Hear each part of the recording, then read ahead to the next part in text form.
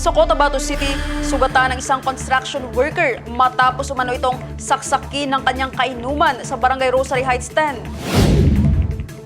Kinilalang biktima na si alias Julius, 27 years old, binata at residente ng Purok, Bitara, Barangay Rosary Heights 10, Cotabato City. Samantala, kinilala naman ang suspect na si alias Erwin, 35 years old, binata, isa ring construction worker at residente rin ng naturang lugar na agad na aresto matapos ang insidente.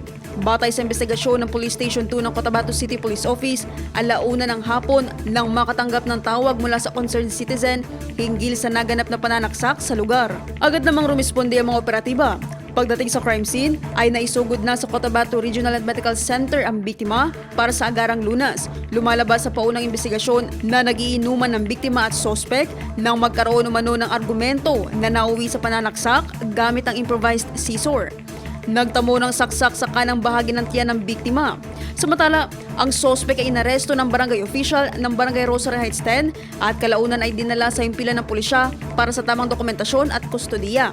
Inihanda na ng otoridad ang kasong homicide laban sa sospek.